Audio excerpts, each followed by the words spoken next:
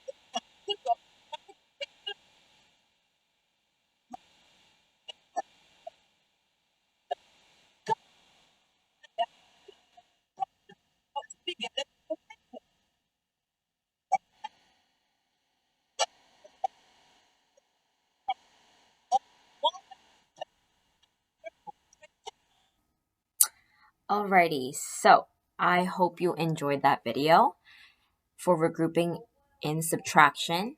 Let us continue on for our next thing. So just for remembrance, we know that regrouping means that we need to change one 10 stick can be changed into 10 ones cube, or the opposite. 10 ones cube can be changed into one 10 stick.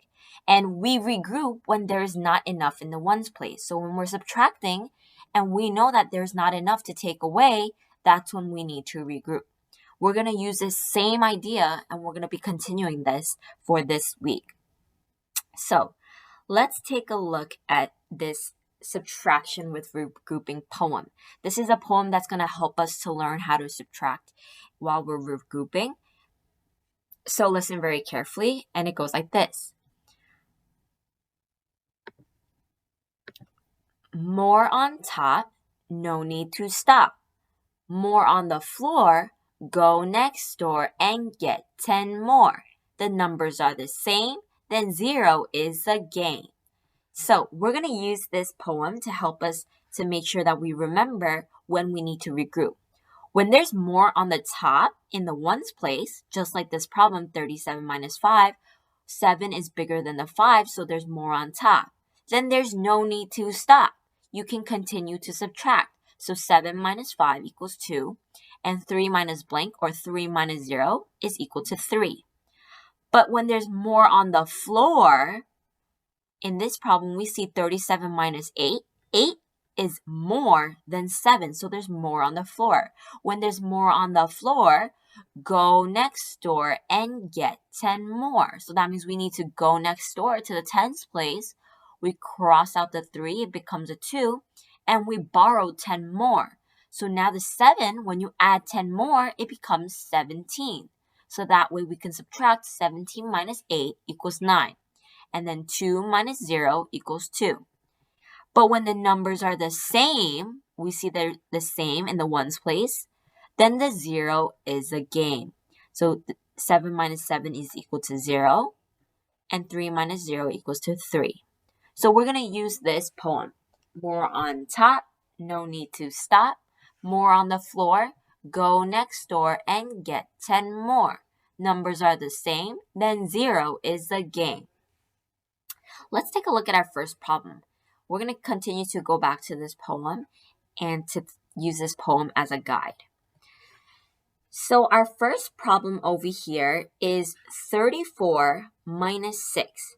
Now today, what we're going to do is we got to figure out whether or not we need to regroup, and we are going to solve this problem. So just like any problem, just like last week, when we have a problem like this, I always want all of our scholars to make sure that we draw a line right in the middle. So I have my problem 34 minus 6. I'm going to put my line in the middle to make sure that everything's nice and neat and I don't go over other place values. Now, after I put my line in the middle, I'm going to draw my sidewards baby carrot.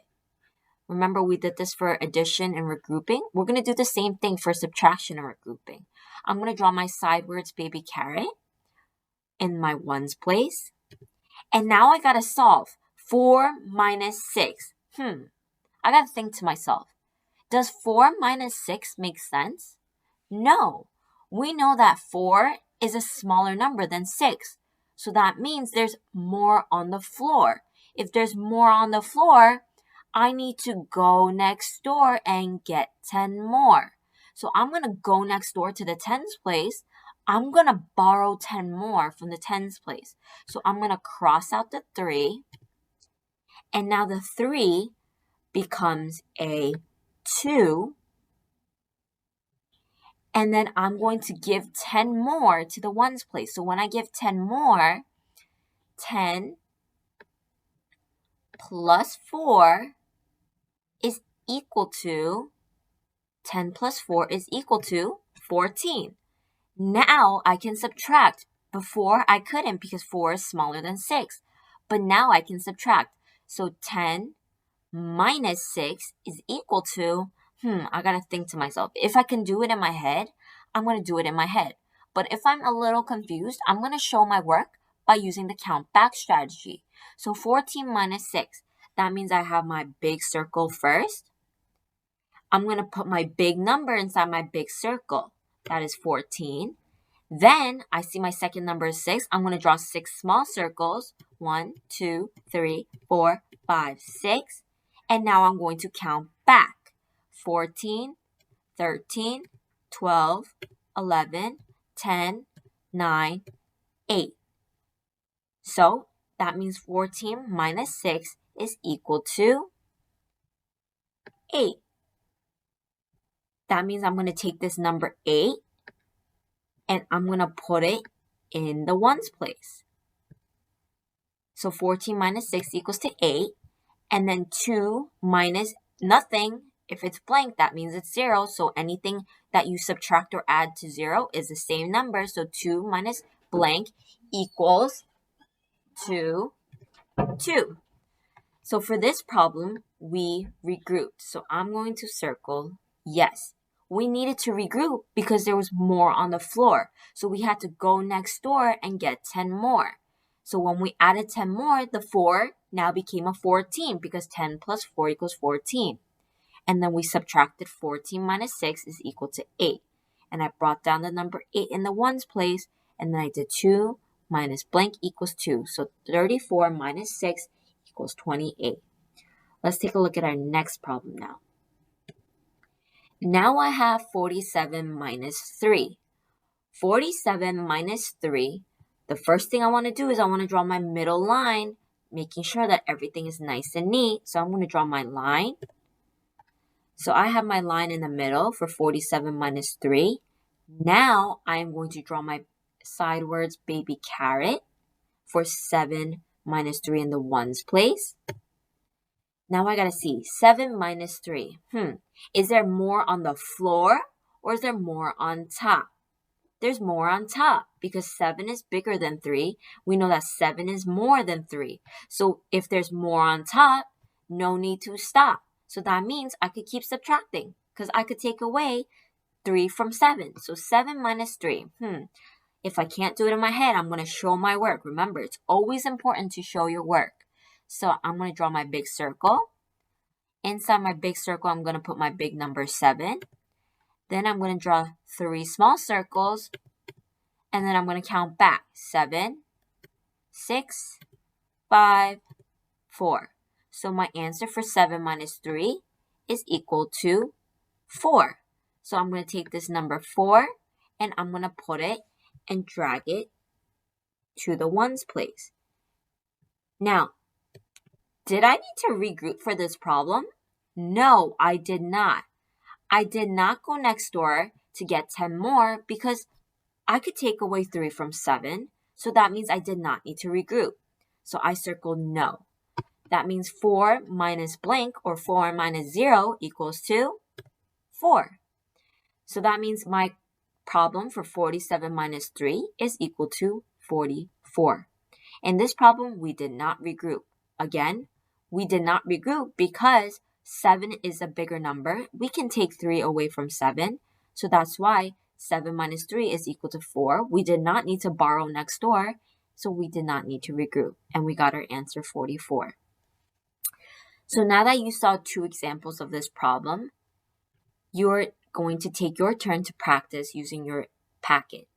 Remember, if you have questions or if you're having some difficulty, you can always reach out to your teacher for extra support.